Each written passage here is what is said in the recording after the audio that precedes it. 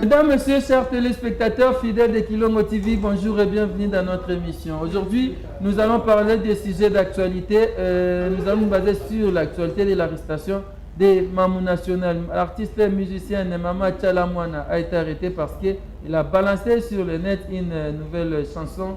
La chanson apparemment elle est bonne, mais critiquée et puis arrêtée par les amis de l'ANER. Et puis elle était libérée. Mais on va parler d'abord de cette arrestation. On est là à côté avec Héritier Kanou, c'est ça? Ouais, Héritier Kanou. Bonjour Héritier. Bonjour Abi Mavinga. Boni. Ouais, ça va très bien. Ça va bien. Na bien que sur la mois d'actualité, Mikolo mois d'actualité, zo les mingi. To betel so na mo arrestation ya Mama Chalamwana. Est-ce que o yoka ki amo? Ouais, na yoka ki Mamou National za qui interpellé na agence nationale de renseignement ANER. Ba bien que depuis hier et puis a passé que nuit na ekuna. Et puis, Aza libéré na tonga lelo. Et pourquoi voilà. cette interpellation? Bon, selon Bango Balobi, Opis Néa Saliwana intitulé Ingrat a touché chef de l'État Mokonzamboka, Félix Antoine Tshisekedi. Intitulé Ingrat.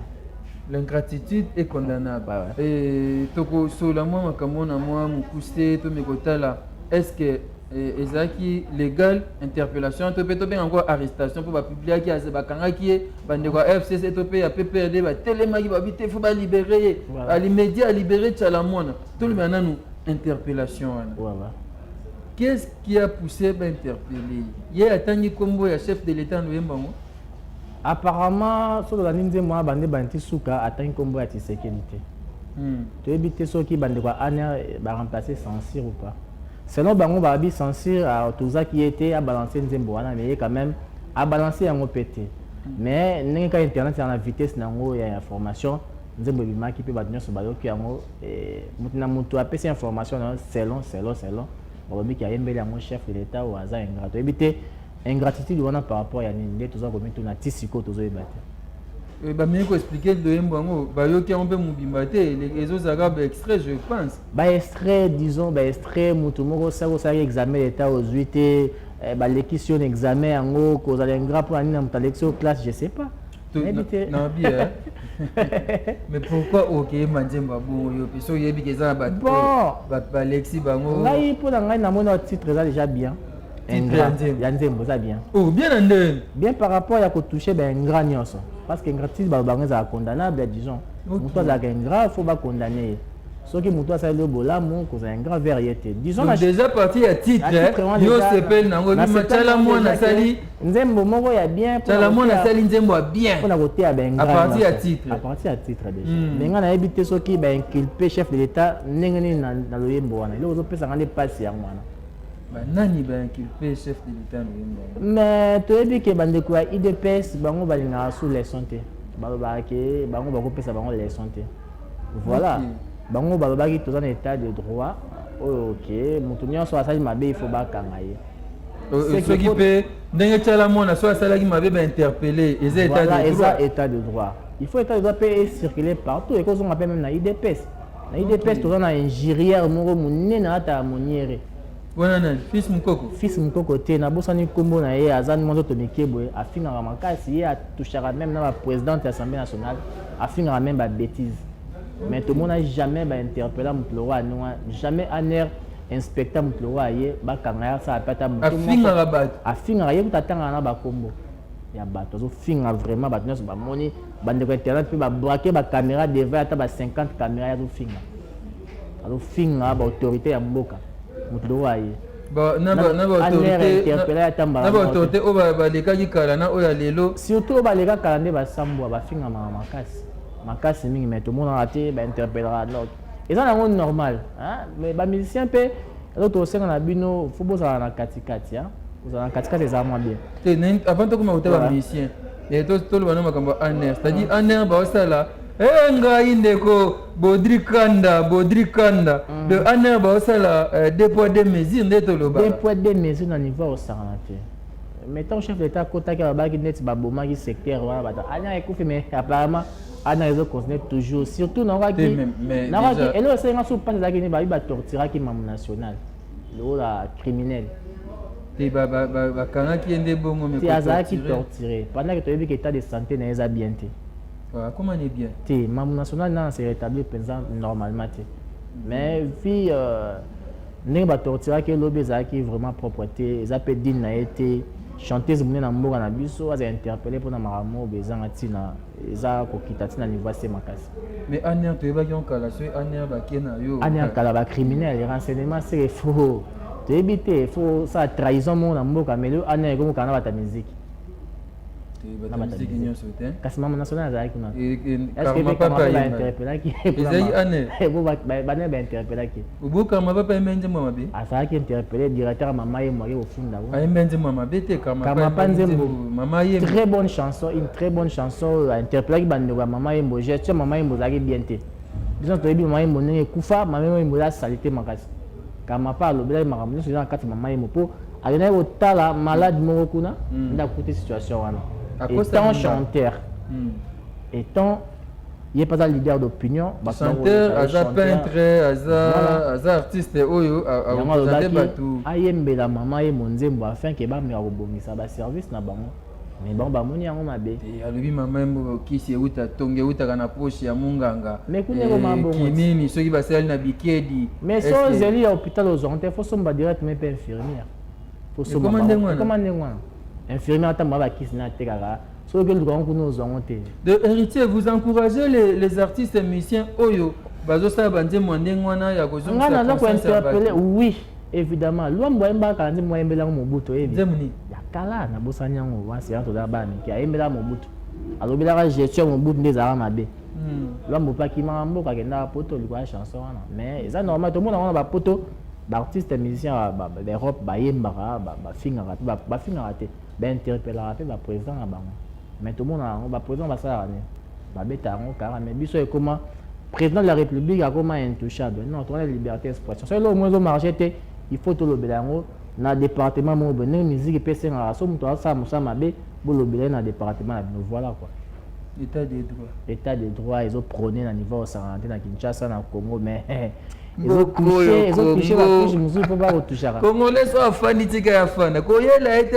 Nicolas Telim état des droits t'allez comme luka ba problème et comme ils sont comme état des droits si vous sommes d'ayembi ingratitude ayembi on a idée état des droits bon ba binenge bakangi mam national za état de droit parce que mam national aza kabiliste ayi ko pesa tiseke de leçon te selon bango nenga pe na moni nze mongo te place ni mam national tango ba chef de l'état to moni on te et bandeti na suka place alobi tiseke di yo zenga kabila pesa ke au pouvoir okomi otambola nyoka kabila mtapesa ki kasi bango baloba bon c'est beau yebite ba élection esala makino tout na bokecho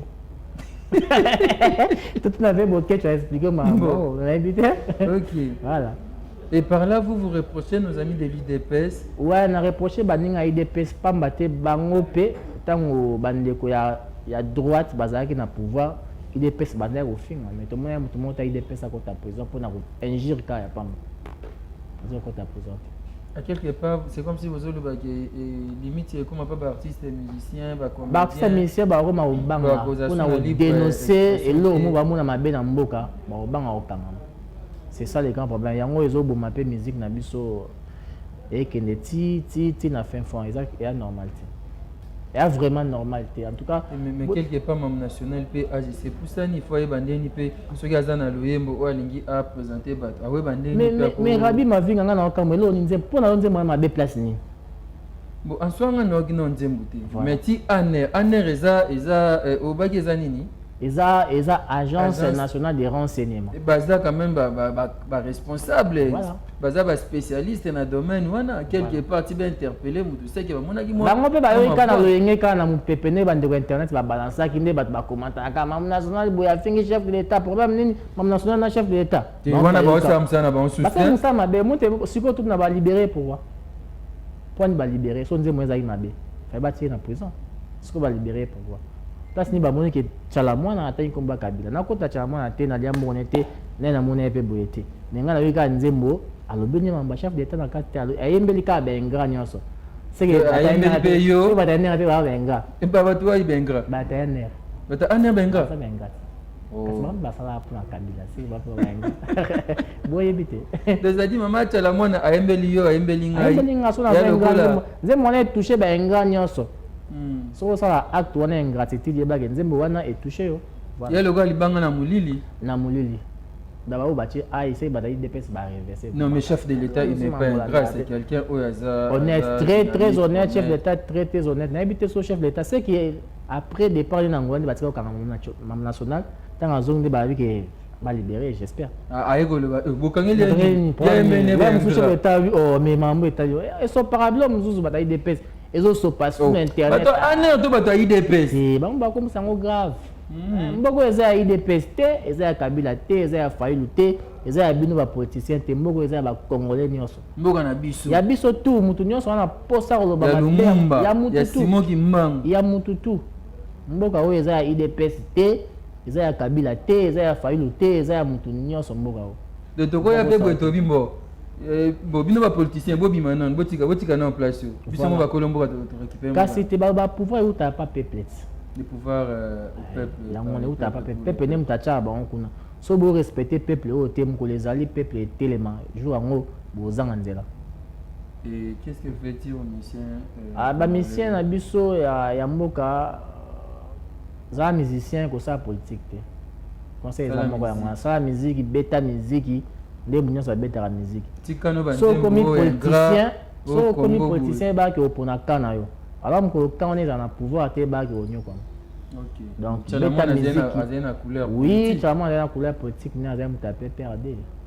Il a ça ba pour na PRD a girara pour na Kabila voilà. Là faut bon normalement Sibir Kara pour ça mais azabe muta libre ça politique. Normalement. Ce que ça politique on la casquette ya musicien. Akeni pena avec un ngana tiki musique non ça c'est politique.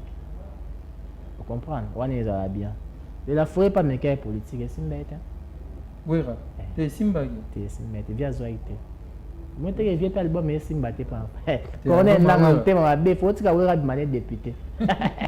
Mais retour la musique on a été franchement. T'es habité album n'est bien. T'es bon et simbete. Oh. Album a ouais simbete. T'es simbete. Et simbete. Bon et simbete bon quand on dit moi t'es simbete. Titre album a ouais nini. Bon et simbete. Ah titre na nini album a ouais et simbete.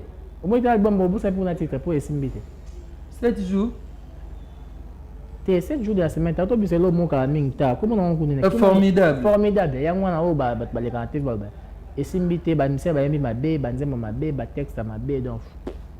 Yo karma pa kaka na chala mwana ne ba beti ba. O ba ba beti ba nzembo te kama pa beti nzembo te kama pa na posa a sauver maman yemo. A sauver pe na ba malade ba za wana parce que saleté les kaki. Yango tant que musicien alors bi non fa matcha voix na ye na lo yemo. Pode lo muso o pesa te so ikile émission ba yo ka été. Asa ra nzembo beta mbala moko afin que bat ba yo ka mbala moko. Yango ça la bon. Voilà quoi. Kama pa coup de chapeau et puis nzembo wana ti bango ba lo ba ke ele ka po ani. Pour comprendre que maman yemo eza saleté za mabe. Ingratitude pe ingratitude na na niveau ya censure na ba libérante. So ba bi na malambo et bi manango to yo quand to mona pe clip c'est que ça. Ah ba ndembo bongo ta censure boyo kaka ba pirata mo déjà côté. Te na mi bongo ba ko aki ana point pour ba yo qui ont déjà. Ba yo qui ont déjà les bêtes na ont déjà. Todo cité na biso actualité politique consultation qui est des chefs de l'État consulté poste batunion sur na ba musicien. Apparemment nous ça a consulté même Chege même Wewa nous on a pour ça pe savoir na mboka pour na bimisa mboka na biso la crise politique to na afin que to kuma na union ça na lamuka izaka ka président Fayulu na président yem tazo ki a tête kuna lamuka ba onde ba kinde consultation ba radical mais ba bande kwa senko ba on peut ba kongo kende ba kepa Félix Tshisekedi ba kepa Joseph Kabila ba ke ipa ya kasi église au milieu du village l'église au milieu du village. Qu'est-ce qu'ils font la démarche? Qui Monseigneur Fridolin Mbonga abeza eza moko ba misala na kati ya mboka o. Donc luka otsa ba tuna lisanga mo. Tanga moni ke côté simbate côté simbate yaki. Ba ba ke ba mtu ba moto ba pelisa su moto wana.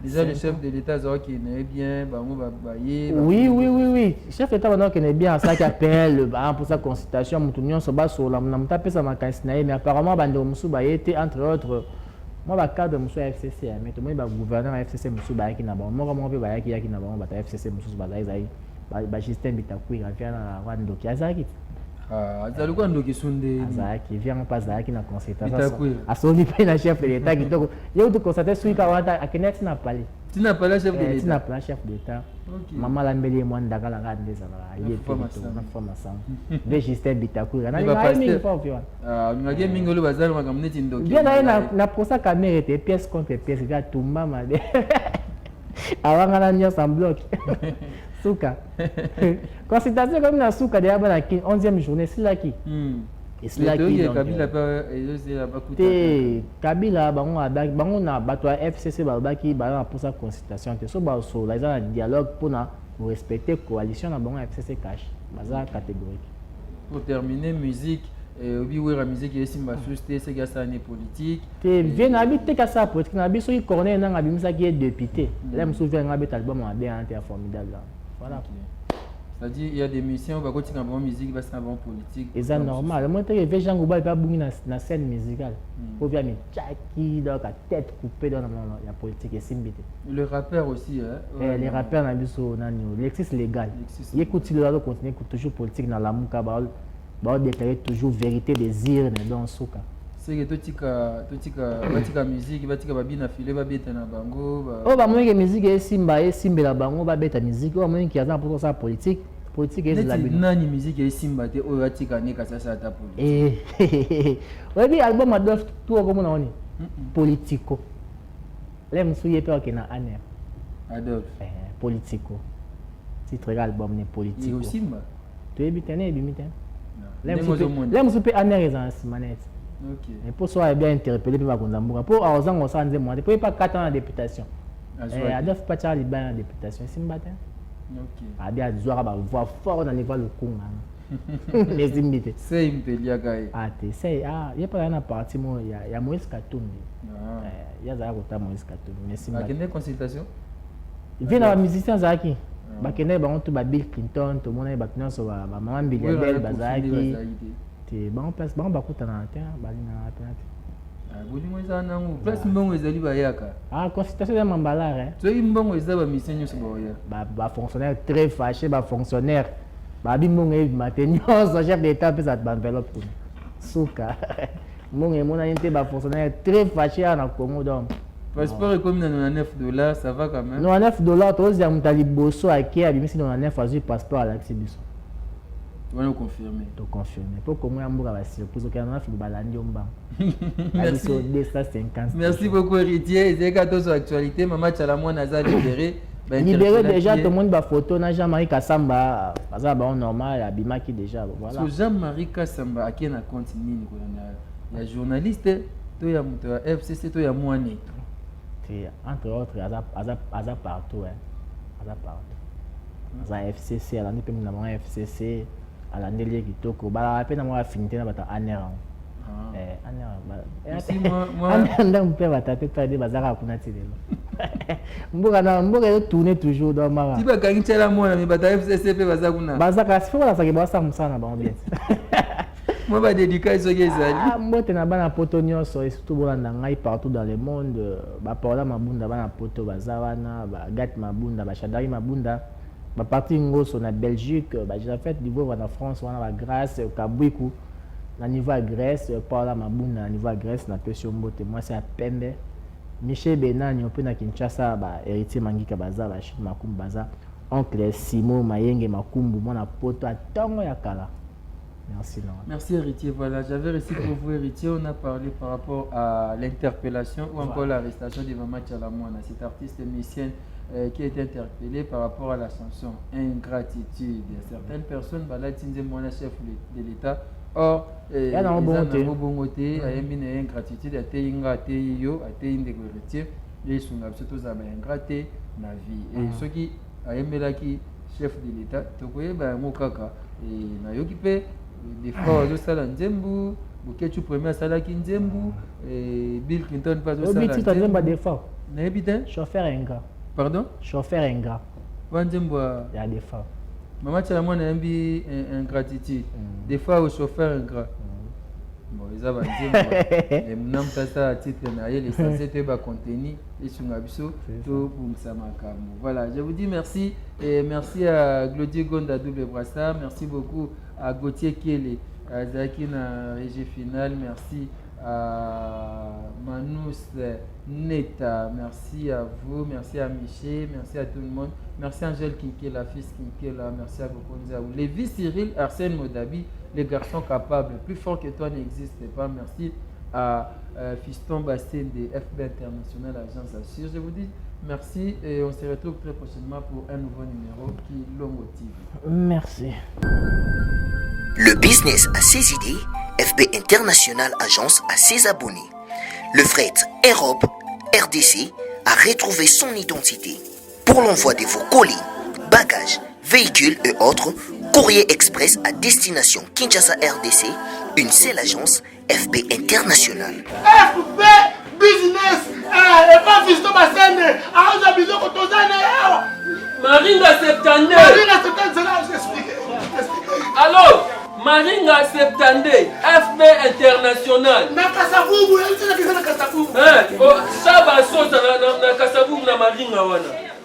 La sécurité de vos bagages sont assurées en un voyage rapide et à bon port, quelle que soit la quantité. Du déposage jusqu'à l'entreposage, FB International assure comme jamais. Alors jamais. Nous organisons des frettes aériennes et maritimes. Awana FB International Business. Biloko et Komaka, Pedro Zouaka. Komaka, Pedro Zouaka. Pour plus de contacts, International. Agence Assure. FB International. Souka. FB International. Danger. FB International. Dégâts. FB International. Masolo. Balobi kunande masolo ya kati. Mosusu olela. Mais FB International yango ni masolo.